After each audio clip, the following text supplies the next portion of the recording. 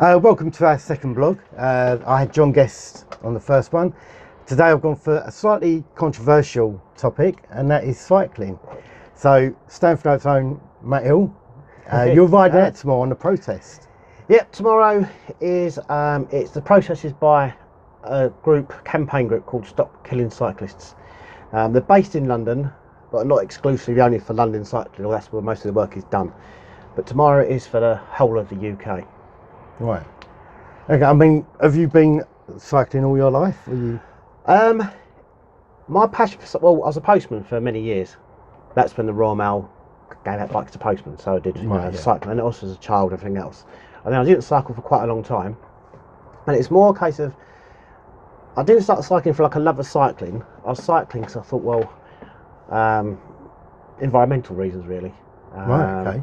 Like I said, where we live, particularly in this town, the shops are less than a mile from my house, and I was driving up there, I must admit. I was driving sort of just a mile down the road, everything else, and I thought, well, hang on a minute, it's even from the cost point of view, but if you take all the sort of selfish reasons, you're paying a fortune on petrol just to get out and about. Do you own a car? I do own a car. I say own a car, it's kind of my wife's car now.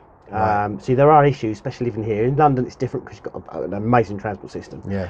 My wife works nights at the hospital for safety reasons and literally logistically. Yeah. We can't get to and from the hospital or the house she works. But I sold, if you call it a car each, it's like two between the two of us, if you like. But my car, we got rid of. So I'm surviving from what I was doing, totally without a car now. So, yeah. Yeah. I mean, you're quite vocal on the local community pages on Facebook and that. Regarding the rights of cyclists. I'm going to play a bit of the devil's advocate. Yeah, good. But saying that, I won't say I had a problem driving around the country. I've done a drive around the UK raising money for charity recently. I've done the whole coastline, and I must have come across thousands of cyclists, especially in Wales. Yeah. Because he just won the Tour de France. And everyone decided they want to take up cycling. But also, I drive around London a lot. And I've unfortunately become one of these people that now drives a 4x4. It was never my intention. I'm all against pollution in our area. We support each other on a lot of this sort of stuff. But it's just something that happened. I've ended up with this vehicle. I drove around the country and I fell in love with it. So I now drive a 4x4, which becomes the thing that I've always hated. Especially if I have to go and pick my kids up from school, and I become that 4x4 parent. Yeah, it doesn't sit well with me. Honestly, it don't. But it's also, I mean, that's the vehicle you own. It's the vehicle you own, but you can do less. I mean, perhaps where you would have driven, you can walk, and I'm sure you do. I mean, well, funny enough, I have used it less because it's more expensive to run. Yeah. So I do walk to the shops more. I do cut down on unnecessary journeys now. But reading your post today and using the Thurrock Independent today, that this is a really deep meaning campaign that you're going on. This is like got loads of levels to it. It's not just about the pollution. This is about deaths of cyclists. It is. There's been in London. I think there's been 4 in the space of a few weeks. Don't quote me on that, but it's about 4 in the space of a few weeks. Now, to give me controversial this, I know, and what you can think, oh yeah, then there's nearly, I think, I can't quote figures, but most of the time, the last 4 are completely non-fault of the cyclists. There's HGVs driving around London that don't have direct vision. Now, you've probably seen those adverts before where they've sort of got the HGV there and always blind spots. I think, well, yeah, to me, what the hell are you driving a big lump like that round if you've got all these blind spots? Now, for self-preservation, I'm very, very aware. There's no way I'm going to sort of go anywhere near the blind spot. But at the same time, you think, hang on a minute, we've got this health and safety attitude everywhere around the country. People talk about health and safety gone mad. Yeah, it's still not law for all HGVs and lorries to have direct vision cabs, which basically means like, I think their dust carts got them around here now. Like basically a huge glass door sort of thing. And there's also a standard called clocks, which again people have to Google because my knowledge isn't that great on that. But it's a standard that lorry drivers have to adhere to, or companies, haulage companies, opposed to actual personal drivers, for safety reasons. So, and in London, you know, a lot of the congestion is by cabs, again controversial, but you see cabs driving around with one person in them. If it's a big lump of a car, one person in it, they're cruising around for fares, they're hung around train stations, the engine's ticking over. Right. And to be honest with you, the cabs are for this, because I'm going to get sorted for this, but the cabs are for basically people with money anyway. Right, okay, but for me to drive a car, or for you to drive a car, we had to have lessons. Yeah. Right, and to go on motorways, you had to, you couldn't go onto them No. before you pass your tests and all that. We have to have insurance. We pay MOT. Right. You're basically using all this for free. You don't have to have insurance. You don't have to have MOT. You don't have no license to ride a bike. Yeah, you do cause accidents. You do cause traffic jams. You do cause aggravation on the roads. Not particularly yourself, but when you see the couriers in London, they've caused deaths. There are. Obviously, that's a human thing, not a particular group thing. Like, I think collective blame. I do have an issue with it because, like I say, I do drive. I get tailgated practically all the time. So again, I've got drivers who are sort of breaking the law. Yeah. They're always breaking the speed limit. Let's face it, in our local area, there's a speed camera. Everyone goes, oh, cash cow, all the rest of it. Well, yeah. You don't get fined. You don't break the speed limit. It's that easy. It's really not. If they are cash cows, do you know what? I don't really care because they're there for a reason. Especially ones along sort of our bit where you live in the South End Road, where you've got Gable Hall, Arthur Bugler School, kids crossing to Giffords, and kids using that school to get to Hassenbrook and St Clair's. All that whole area, and you've got the big homesteads area. Everyone from the living around there crosses that road to get to the shopping centre and all the rest of it.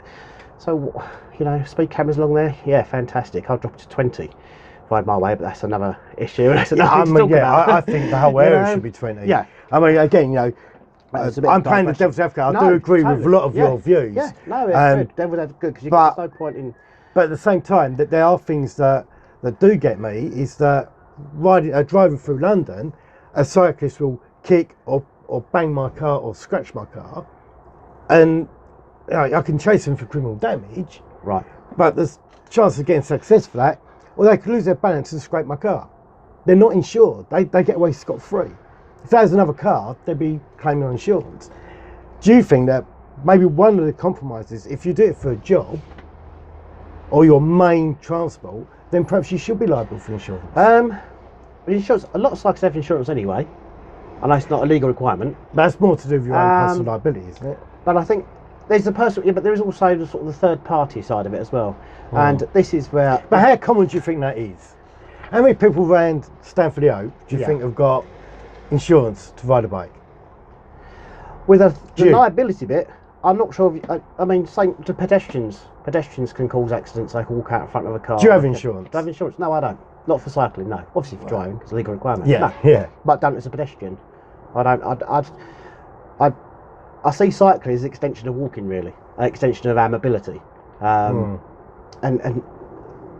what we don't want to do is the IPCC report, which is the Intergovernmental Climate Change Report. I can't remember what it stands for now. Yeah. It's basically we're in a climate emergency. We're not all thinking, oh, we better change their ways and don't use a hairspray and all the rest of it. Not that I'll need it, but we're in a climate emergency, a real, and bring it sort of closer to home, Thurrock, or even closer to Staveley-Hope. Our pollution, our air quality is absolutely terrible. Yeah, it was one of the worst in Europe. Yeah, and you think, well, there's no point in sort of saying, oh yeah, you know, low Thames crossing, don't want it, and all shit. I'm with all that. I don't want it either, but we need to encourage people to get out of their cars and walk and cycle. Yeah, and it's a great opportunity, and it is. But no, the more we let industry come into here, I mean, we are, the port, DP World, now the new town. It's getting harder and harder to go for places to walk. Yeah. Now, on this drive around the UK, I noticed that Thurrock has probably got the worst riverfront. Yeah.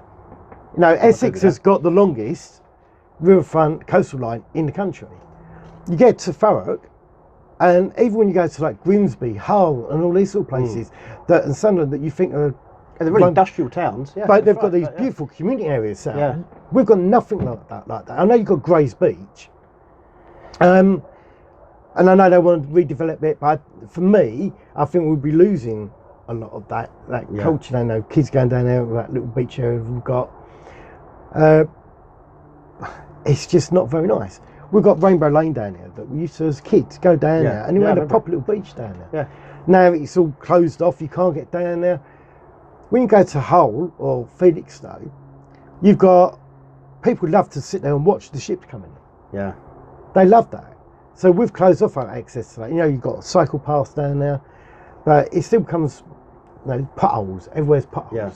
So we don't have a lot of cycle lanes around here. We advertise we've got the Thames path, but also it's getting there. So it's all very well. Like nothing I'd like more than, say, when my children are younger, to take them for a cycle down along the Thames path. Yeah. But the issue is getting from here to the Thames path. Yeah. So then what people want to done it myself. But I used to have a camper van with a cycle rack on the back. So I'd put their bikes on a cycle rack and then we'd drive to the Thames path. I think, hang on a minute. So then I'm polluting the area using petrol, and I think it's ridiculous. Whereas I know Thurrock is a different demographic to London, so we can't, well, it should be. It should have exactly the same sort of facilitation for cycling, but just on the main roads, Southend Road, we're on Stanford, so another roads, Branksome Avenue, Southend Road, Corringham Road, they're main drags. Yeah. There should be cycling provision, and people say, well, there's not room. Well, this is going to upset people again. Well, make it one way. Make some of these roads one way then, but make sure there's cycling provision. Branksome Avenue, it's a really wide road. Down the middle, if I got this right, they've got the chevrons right down the middle. Yeah. There's room there to put a segregated cycle lane in. So the kids, because we moan about, kids getting driven to school, and they say, well, Johnny doesn't get wet and all the rest of it. Yeah, I agree, we shouldn't really be taking our kids to school by car. But if there was decent cycling provision for them, I bet they would then... as a kid, we had the old cycling proficiency test. So it's probably the only test you ever have. Yeah. And how old are we when we do that? I think I was 8. Yeah, junior school stuff, isn't it? Junior so, probably same age, So do you think there should be a level of education for cycling? No, well, there is something called Bikeability. I mean, that is what they basically take over. I think that's what cycling proficiency was, basically. Yeah. And I think all schools should be taught in all schools. But why schools? Because a lot of people take up cycling in an older form of life, in their older years. Well, that's a budget thing. I think it's coming in Thurrock. Thurrock has now got its own sort of, I can't think, it's like cycling officer now. Yeah. I met some of the team now at Hardy Park, and they did a ride.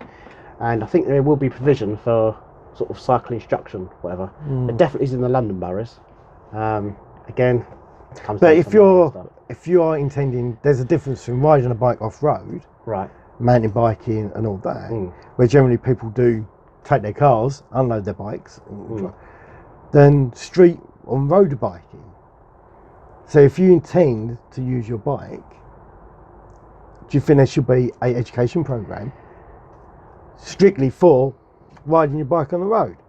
I mean, kids still generally tend to use the path. Probably not round here, they're doing wheelies down the middle of the road, but it's that hope that's a phase at there's a common sense level to it. Yeah. So you can't expect, we expect people, you jump on a bike and they know all the rules of the road. Yeah. They don't. No, they don't. They don't know how to give way, when they should give way. No, they don't know the rules about traffic lights. They just think, because I'm on a bike, I can do what I like. And that's not true. There are people that on a bike that will break the law, have no consideration for anyone else. Just like there's people in a car that do the same. Just like the pedestrians will do the same. Just like anyone. I know it's going to be sort of cliche. I was to look at the way sort of the Netherlands are doing things. They all this sort of what I'm part of tomorrow, Saturday, the Stop Killing Cyclists, they sort of went through this in the 70s. Quick bit of history about Holland. It's probably, the dates are all wrong, but bear with me for my incorrect information. But I hope the crux of it's probably right. After the war, there's a lot of money going into Holland. I don't know why. It's all on Google. A lot of development came up. Houses were built. They had limited cycle lanes. They're all done away with. Roads everywhere. And in the 70s, there were kids getting killed sort of by these cars and everything else. And they had a big campaign, which in Dutch said, "Stop killing children." And they protested and they did die-ins, laid down the middle of the road and stopped all this traffic and all the rest of it. And then 38 years on, isn't it? they've got a fantastic cycling infrastructure. Yeah. And it's still growing. It's not like that's Holland, and it's not because Holland's flat or all the rest of it, or a cultural thing. It's they were perhaps where we are in the 70s. And again, I'll keep going back to sort of the pollution element, but we don't do anything to hinder that. No. And also there's other issues as well. Obesity is a big problem. People are dying from type 2 diabetes. People are dying from like inactivity. And there's so much you can do. I said like the bike's a savior of the world, but I think it is. I'm trying to think who wrote this. It might be Carlton Reid. Did sort of bike cycling your way to save the planet kind of thing, and it's kind of because it is. I mean, you got Sunday morning club rides, and you know they'll be sort of going around doing their time trials and everything else, and that's fine. Why not? It's a hobby. It's a activity to sort of get your cardiovascular going and everything else. But there's also lots of other people that are using it as their lifeline. They'll get their shopping. They'll go visit someone. They'll go and see someone on their bike rather than taking their car. And if we could get more and more people doing that, it really would do so much for our air quality, for our way of life. And so how old are you again? I am 46. 46, right? Same age as me. Do you remember at school we had to watch, or it may have been on Screen Test, a video where all these kids were running down a train track. Yeah. And they had to give them the vest with their numbers on, and they had to run through a tunnel. And the idea was that it was to teach people not to go on the train tracks. Yeah. Don't you feel that sometimes, even like the Boris bikes, it is like putting a bib on somebody and going, there you go, right through the centre of London. Now, at the end of that video, it was full of all these kids that have been killed by a train. This is what I'll say to you about a level of responsibility from the bikers, that if you give someone a ride a bike in the centre of London, and they've never really ridden a bike before, you are asking for something to happen. But then you could say that is why. I mean, it's the same with pedestrians. If I was walking sort of through Kingsway or the Strand or sort of Clerkenwell around there, where the roads are busy, I just think, I'm going to just stroll over to there, and boom, whatever it is, a car, flat, it's a Green Cross code element as a pedestrian walking, and that's the issue. Well, okay, I'll say, I will take you up on that. I got hit 3 times working in London, and they were all when the traffic lights were on red, and a cyclist courier, decided he didn't care about that and went straight through, and he took people out on the pedestrian crossing, and that was by Moorgate. Every time it's by Moorgate, coming out of Ropemaker. Again, that's in every form of mobility, whether you're driving, whether you're cycling, whether you're walking, there's going to be people that flout the law. Car drivers is probably the biggest of them all. I think everybody, I don't know how many people have got sort of speeding tickets over the years driving, but everyone, I guess, has been done at least once, maybe, if you take a percentage of the population. Around here, actually driving on pavement is actually legal. How much pavement parking do we see? That's my bit of land, But, so I just parked on your driveway. No, but I mean, I do understand. It's just one of those things where, it's very easy to say, right, none of this, none of that. But you've got main roads when you see cars like literally on the pavement. Yeah. Like South End Road, for instance. You walk your kids, but my kids used to go to Arthur Bugle, which is off of South End Road. And if someone actually parks, if they're watching this, you shouldn't be doing it. They're actually parked on the pavement, a whole pavement. So what the parents, the kids, they're walking around in South End Road to get past his car. Yeah. And so there's selfish people in every part of society, but whatever they choose to do. And to be honest, a lot of cyclists drive cars as well. I think most of the especially sort of outside London, a lot of population drives. So, talk about adults on bikes. Yeah, you get some that are right idiots. Like drivers, like pedestrians, generally in life, you get some people that just got no concern for anyone else.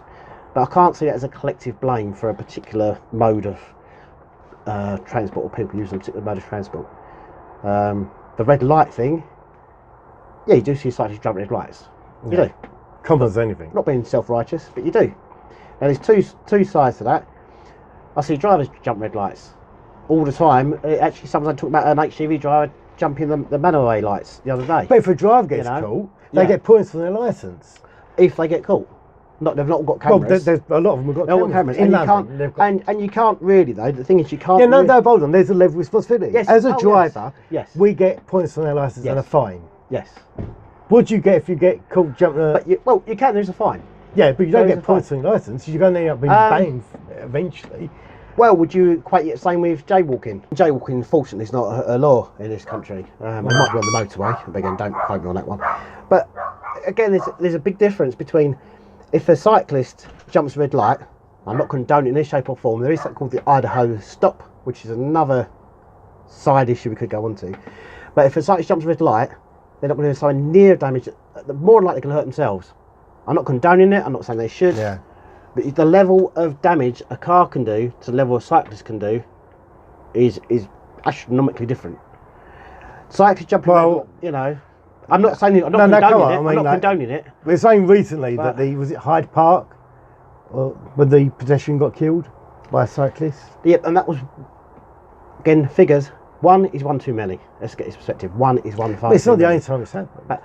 But if you look at, I think there's more. If you look at statistics, more people have been killed doing something, like falling out of bed type of. It's not that, but that kind of thing. It's so low. When we put legislation in. So do we have recorded figures on how many cyclists have caused fatal accidents or accidents? There is. Yeah, I can't quote them. I could. Is it quite high? Not in comparison to people dying as a result of cars and cyclists. It's just not even registered on the cycle thing. There's thousands upon thousands of people die as a result of cars every year. Yeah. And I think last year there was one, a cyclist. Don't worry, it's one too many. But everything, the guy was, I think he had a bike that shouldn't have been on the road. Whatever. I don't know. All that was wrong. I'm not condoning it at all. But there's also pedestrians that have killed people. There may be someone, it's like pushing a shopping trolley. You know what I mean? I'm just trying to make the comparison that driving a car and riding a bike, the risks that we do to other people, the third party kind of risk. No, I disagree. So negligible. No, I disagree.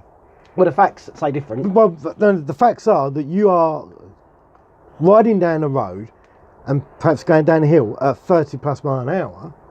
If you hit a pedestrian crossing that road or a kid crossing that road, or you lose control, a stone or something like that, you're putting not just your life at risk, the pedestrians and other car drivers who have to then avoid you. And again, you don't have insurance. That there's got to be a level of responsibility where you can't just, it's like running through a tunnel. You've got to be that education to say, actually, you know what, it isn't sensible to go down this road at this speed. Be more aware of the environment around you. Yeah, I've got 50 cars trying to get past me for the last 40 minutes. Perhaps I should pull over and let them go past. And especially if you're trying to go up a steep hill. Yeah, to address the first point, got 2 points there. First one about, we all have a bit of personal responsibility. Yeah. Sometimes we legislate for that because people just refuse to take their responsibility. I'm guessing the system works that if people do something, so like mobile phone usage in cars, when you drive a mobile phone, it wasn't law. I'm guessing in hopes, but people use a common sense to not do it. Because so many people did do it, and so many people were dying as a result of it, then the law comes in, it's now law, you do not use your phone while you're driving. Yeah. And I suppose it's a game, the old statistics is an annoying, the old numbers game, but I can only assume that the numbers are so low. I mean, you do get the odd idiot on a bike tearing far too fast down a hill, but then to go, let's face it, down a steep hill, unless you're really sort of a club cyclist, potentially more responsible anyway because their bikes are a fortune. Even the steep hill, you're going to hit 20 mile an hour top whack, and I guess kids will do that for the thrill of it. But you're highlighting the problem. Yeah. Oh no, I'm saying that it could be, but everything is down to attitude to risk and the result of what happens with. It's obviously not a big problem because we're not hearing. There is one, like I said, one person was killed last year. No, you're not hearing of that, but you're also not hearing the recordings of how many bikers have caused collisions or drivers had to take action to avoid hitting a cyclist and it's caused an accident. I'm sure that would go with pedestrians as well. So do we start making sure all pedestrians have sort of walking training, or I think the bigger issue we've got to address, don't get me wrong, all these issues, I'm not saying they don't matter because they do, but we are facing a climate emergency and it's not kind of it's no longer a. But is that an easy out? No. Is that an easy out? So they say no. It doesn't matter that we cause hell on the road. It's not a way. No, because the thing is, you say cause hell on the road. There are people that cause hell on the road. There's pedestrians that cause hell on the road. They just run out in front of a car. You get kids run out in front of cars because they're not looking. Because they're not they're not educated. Yeah. So the education thing, as human beings with education, but you can't just. I don't think you put a focus on one particular group. Like you say with cyclists, I mean they should have education. Bikeability in schools or wherever, have it accessible. It's nothing would be more wonderful than say our little town, Stanford-le-Hope. Yep, there's a bikeability session here. Whether you're 7, whether you're 50, come along. It's great, and get people cycling really well. Again, because I keep going back to because of the pollution issue, because of the inactivity problems. I mean, if you look at sort of the amount of people that are dying as a result of pollution made from cars, you've got the people that are dying from cars just sort of being struck, hit, whatever. And that's not just cyclists, that's everybody, loads of pedestrians as well. You've also got the vehicular pollution that's actually killing people. A case in point was actually recently, and the mother of this child is speaking at the protest tomorrow.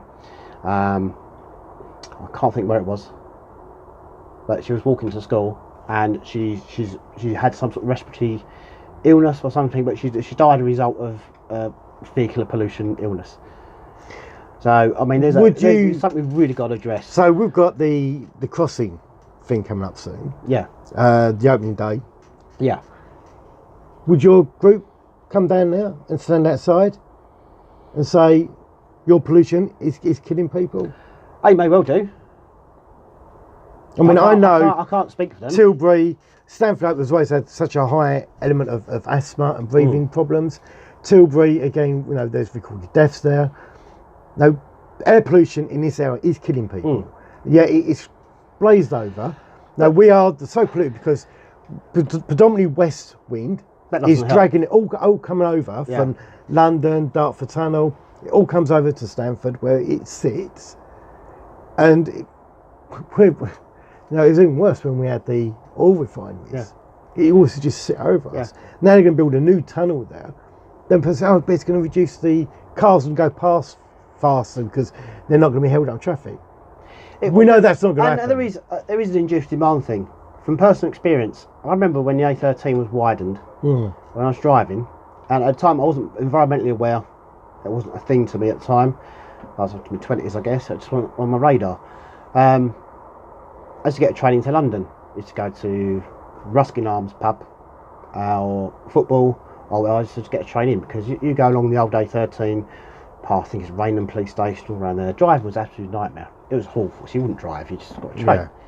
When I widened the A13, you could go, if it's a local podcast, I think people know where I'm coming from, you could go from the Manaway roundabout all the way to the Ship and Shovel in Barking without hitting a traffic light. Yeah. That your first set of lights was the Ship and Shovel in Barking. I do apologise for my squeaky. No, that's my fault. And we're in the garage, don't make the mess, you just go from the Manaway, Stanford-le-Hope to the Ship and Shovel in Barking, all the way and basically non-stop all the way. So if you go to football or whatever, I then used to sort of go past Barking and park up in East Ham somewhere, football or Ruskin Arms or whatever.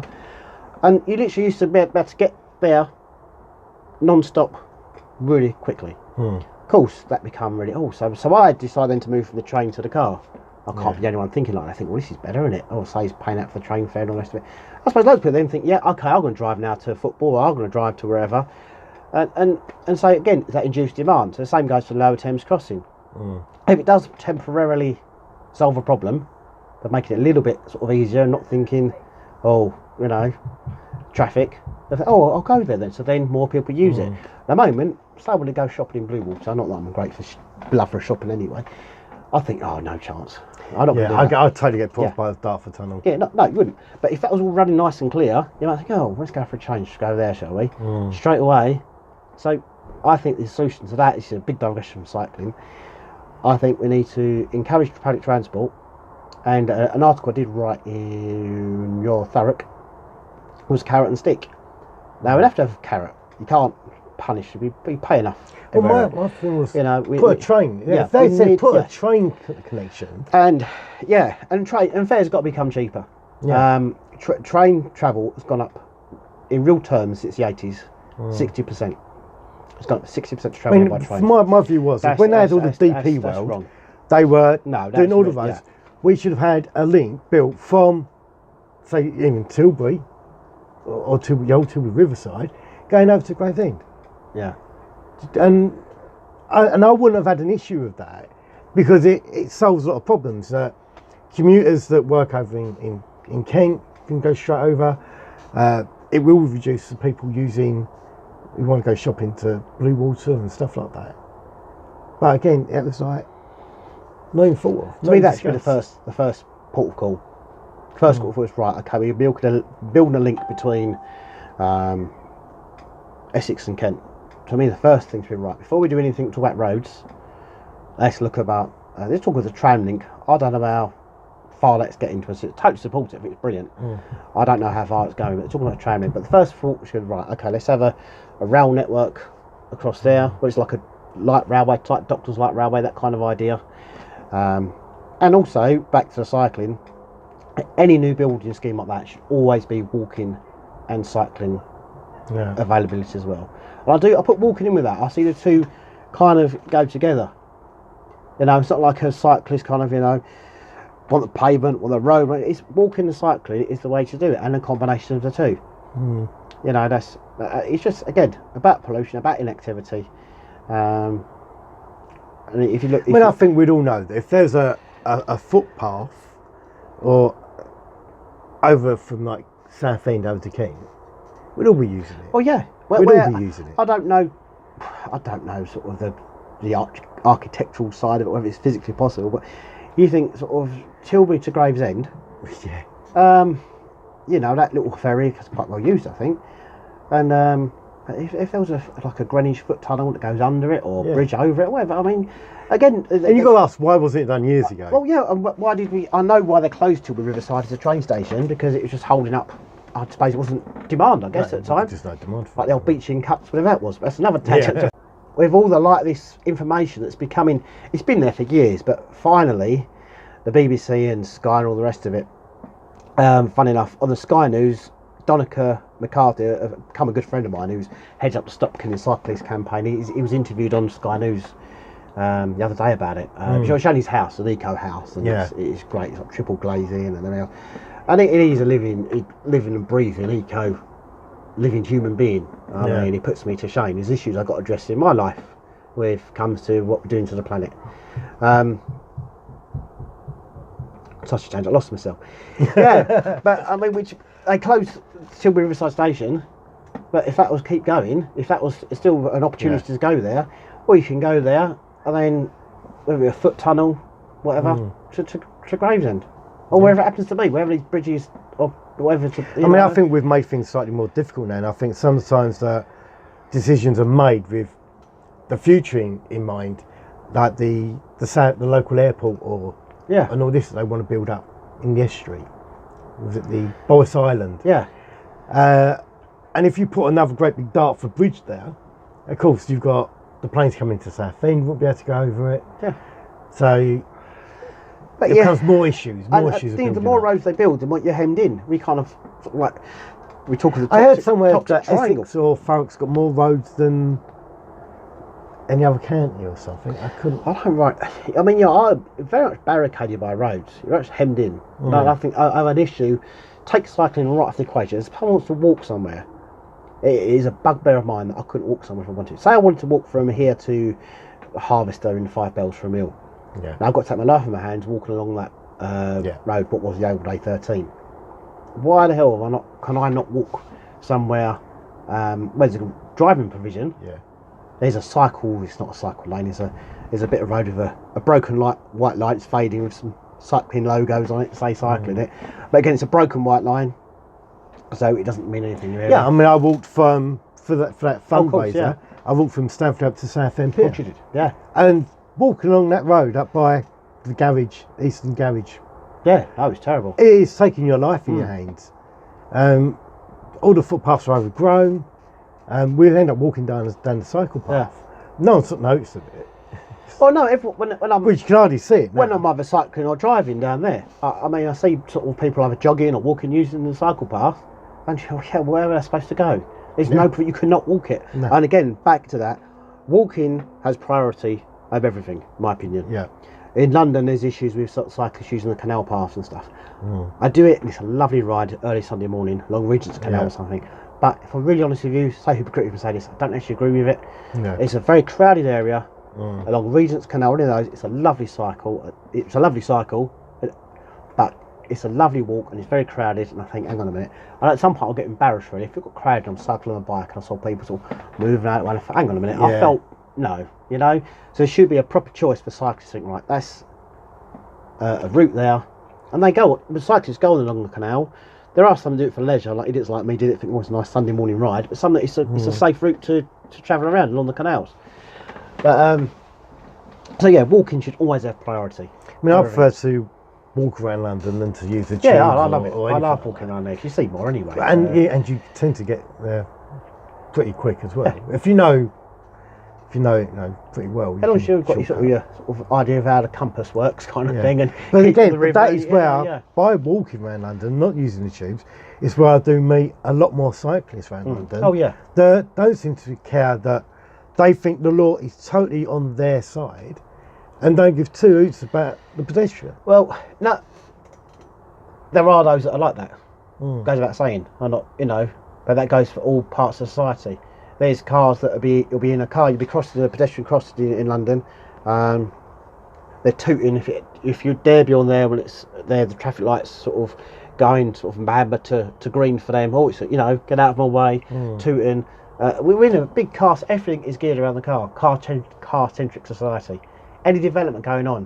Well, what about the car spaces? Well, you look at, there's a good little picture, like a meme thing on social media, where if it displays roads as like cavernous canyon sort of thing, as if it's like, and it is like you're kind of like roads that they split up communities. They stop you getting around places. Like I say, we go to Thameside Nature Park. Well, if you want to take your kids there, you've got to negotiate quite a few dodgy roads to get there.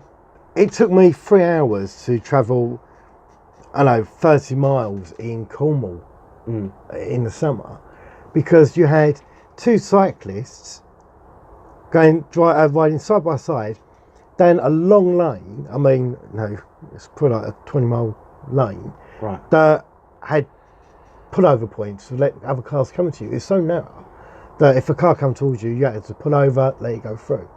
But these two cyclists were riding side by side, held everybody up, and it was going up steep hills. And you just think, how people didn't just lose their rag with them and take them off the road. Because when I went past them, right at the end, when it opened up into a town, they was giving everyone attitude. All the cars were like bibbing and having a go at them. They're going, I've got the right. No, they haven't. Am I right in thinking that if it's a one-way road or a narrow road, you are not allowed to ride double? Riding two abreast is perfectly legal, perfectly acceptable thing to do. But in some ways, it's encouraged, because it's easier to say it's easier to take over sort of a chunk like that. You should look upon that group of cyclists, those two riding side by side, as another car that you go round. You should be. But you can't go round. You can't go round. It's a one-way street, is it? It's you have to go through to overtake, or to let another car coming towards you. You have to pull over in overtaking points. Yeah, so if the car's coming down that way, you've got to pull over into the little bay. Oh, right. It's like a courtesy thing. Yeah. Well, I can't speak for those two. And I've got that all on film. Oh, no, I can't speak for those two cyclists. There's an element where you could say, well, they're trying to get somewhere. If they pulled over every minute.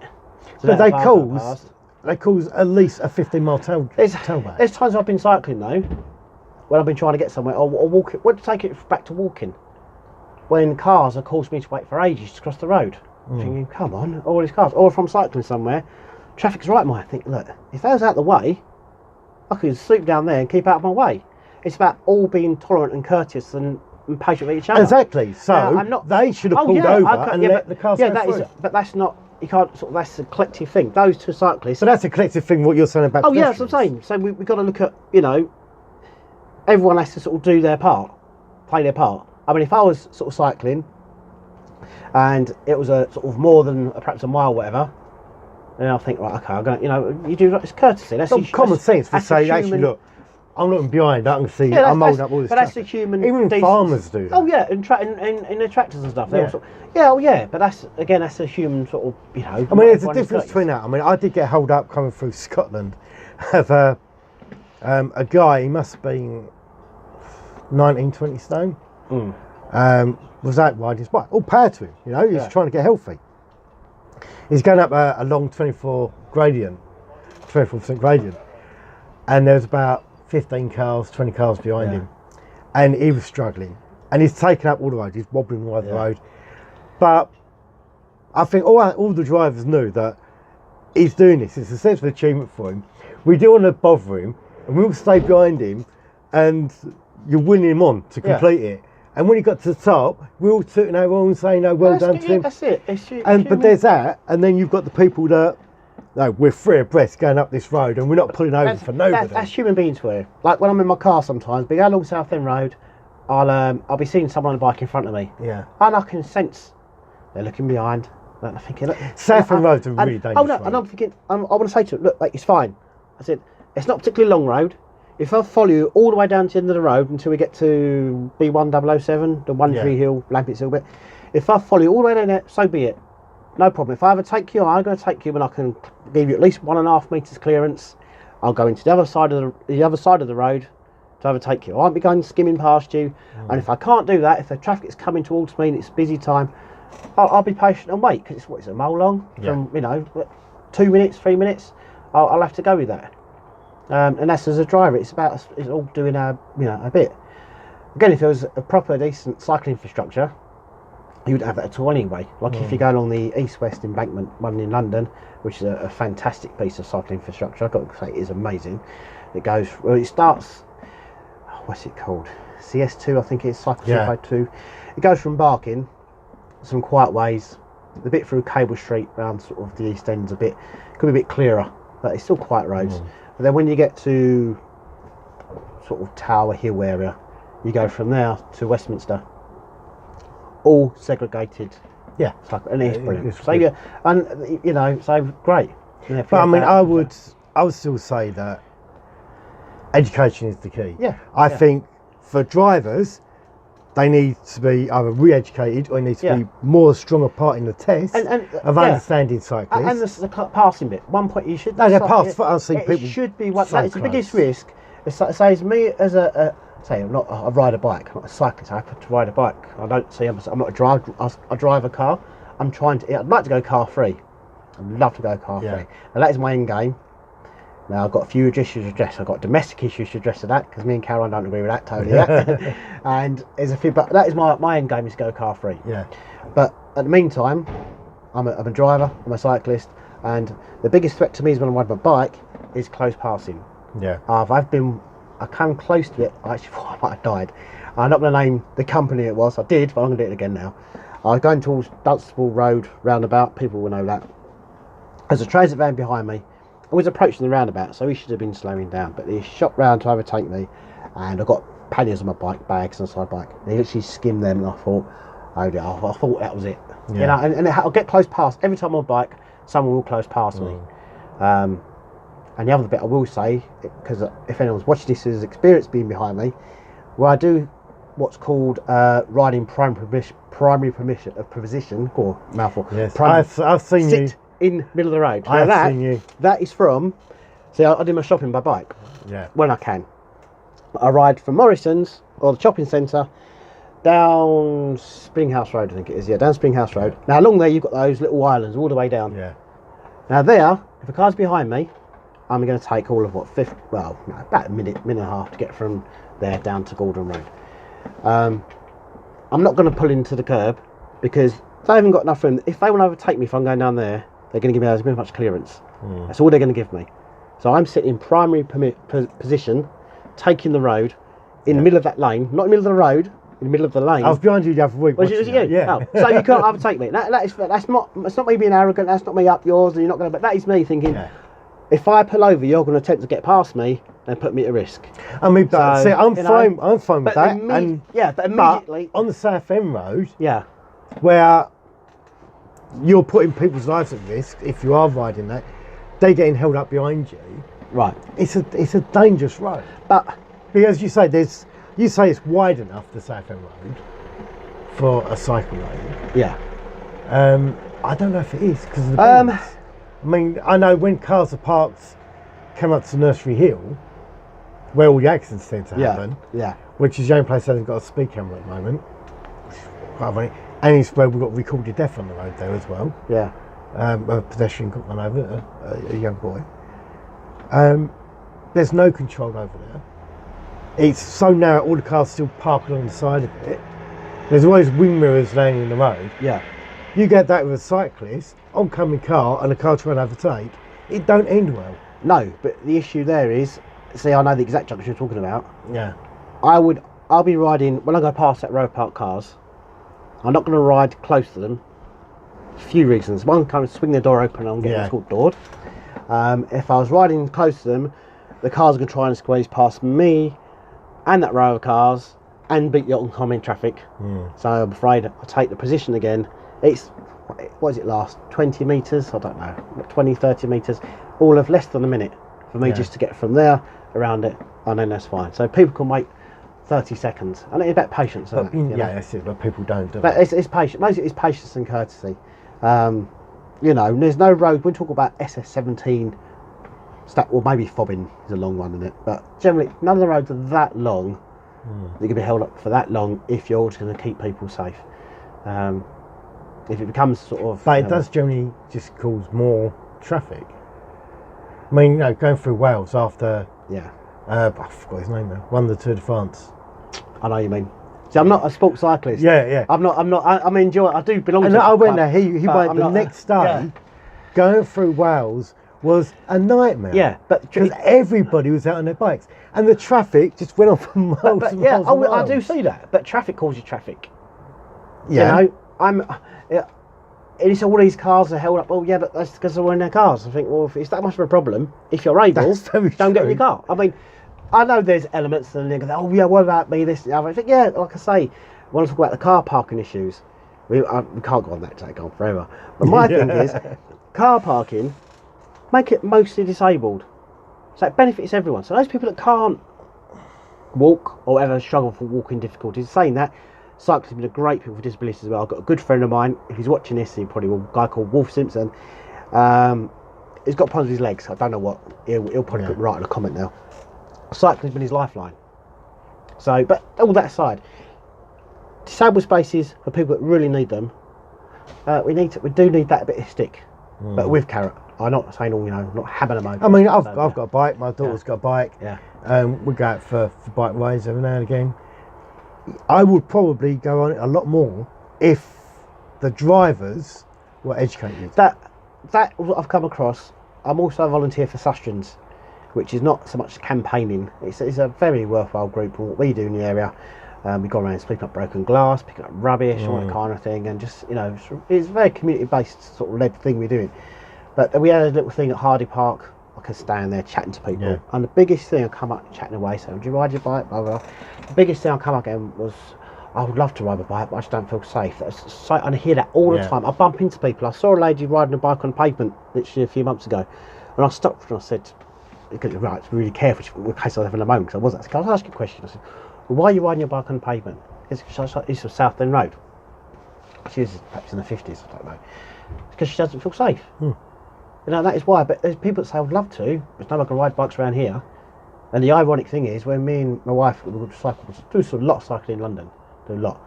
And there is provision there. Not nowhere near enough for the volume and everything else, but it is, particularly in Staveley Hope, it is terrible. I mean, it ends up round here, if I go to my daughter, we tend to stick to the paths. Well, where you are, I don't say where you are on camera, but you've got a good, a nice provision there close to your house. I mean, again, we used to come out through there, down through the subway and down straight down Rainbow Lane. You can't really do it. Rainbow Lane now is just... No, it's just, see, again, that was... It's impossible. And that's just... That's the fault of funding, I guess. That's another subject. No, it's fault because somebody put a barrier across it to stop fly tipping. Fly tipping's caused that. Right. All the lorries on that, it's not designed. Mate, it's terrible. Every week, the more stuff is... I mean... So the only option we had I mean, apart from making it an area where everyone went every day, by putting a cafe down there and making it a nice area to visit, viewpoints to the ports and nature reserve, which we should have done. Instead, we folded, put a barrier across there and said no one can use it now. So it's the wrong thinking. Yeah. It should be the opposite to what they've done. It should be a decent surface you can ride or walk on. Yeah. And then because you get to beyond that point, just over the railway line. It sounds terrible, and it is a proper crossing. And then you get there, and it's a really lovely path from there on to the Wharf Road bit. But yeah, I mean, that's a thing. I think you get sort of ramblers and access forums and stuff that are fighting that battle bring it as back well. to your It's such a worthy cause. Yeah. But I do think it's a two-sided argument that a driver needs to be re-educated on cyclist rights, but cyclists need to be re-educated probably on their own rights, and they don't own the roads. And that is one of the things I keep seeing all over media. Cyclists own the roads. I don't really tend to agree with that, but I think what doesn't help is that you'll get a cyclist post a video and you're watching it going, well, you're being a bit over dramatic there. You're chasing the car down the road now to have a go. It does happen, but then if they've had that many experiences where they've sort of felt their life's in danger, when I don't do it, I see why people do it, to expose. It's such a car-centric society. But okay, but this is this thing. If a driver in a car chases after another driver in a car, gets out and confronts that driver, that's road rage, that's a criminal offence. Yeah. If a cyclist does that, rides up to them and gives them a load of abuse for the window, again, that should be a criminal offence. Let's get to humans, isn't it, really? But no, it should be, these laws should be put. If everyone wants to be treated with courtesy, then they should all be sticking to the same set of rules. We're using the same roads. But if everybody assaults anyone, verbally, physically, whatever, whether they're on a skateboard, scooter, cycle, car, whatever, that's just not on. You don't assault anybody. But the cyclist feels that they're doing that to prove the point that somebody's almost hit them, and then they become the aggressor. That's a road. Then they can wind up the person in the car. That's a road rage thing that we see in every part of society on the road. How many road rages you get and you hear about someone's cut someone up, and that's a road thing. Again, it probably comes down to patience and tolerance again. I wouldn't put it onto a particular grouping of sort of a mode of transport, if you like. There's people that just are aggressive. And I teach anger management. Yeah. 13 years I've been teaching it, and I see it from both sides. I've had many cyclists and many drivers that come to me because of instances like that. One of the video I use in my teaching is a cyclist that goes after a driver and pushes him till the driver cracks, and he ends up getting out of his car and chasing after him and falls over. But that driver could have had a heart attack because the cyclist just kept going and going and going and going. The driver was in the wrong right at the beginning, but it's that thing about, if we all knew our place on the roads was all cases, it's never going to happen. It's never going to happen. They're not going to have equal respect. But if it's educated, if there was a law, if you did have some sort of form of licence, especially if it's your job in London. I think you're conflating human nature with cycling there. It's like saying, but gun control, this thing, guns don't kill people, people do. Yeah. But the guns are there, you've got access to it. We have, someone who's got an anger problem, they may have access to a car, or they've got an access to a bike. It's that thing. I've seen such aggressive riding through London. There is. Without doubt, it happens. But again, people can be aggressive, whatever they have. But what they can do in a car far outweighs by a massive differential between that and a bike. I think you underestimate the damage a bike like that could do to, say, a 5-year-old child that you hit at 20 miles an hour. I'm not going by anecdotal evidence. I'm going by actually what is actually in black and white and factual information. If you look at how many people die... But is that just luck? Do we have to wait for more things to happen? Well, now cycling's it's what, the second most popular sport in the country, or well, again, if you talk about it as sport or mode of transport or lifestyle, it's if you put it with walking, You know, I think there are, like we said, becoming old ground now, but there are people that walk could be a danger to other people. Yeah. Just by the way they are. We talk about anger and everything else. Yeah. See, I know I keep saying, but if we look at sort of other Dutch do things, they've got the infrastructure there. That is what we need. That is what this is. Do you know really if about. they have an education program with cycling? Are their driving lessons different? Are they? Well, there's less reliance on the car. That's the Yeah. biggest thing. There's less cars in the sort of the towns and villages and stuff because everyone moves around by bike, and they've got a better as far as inactivity and obesity. It's not such a problem. My stomach's grumpy. Well, no, My I'm saying microphone. I'm breathing in. I hope the camera's not catching my eyes and say it's obesity. But no, their diet's not particularly great.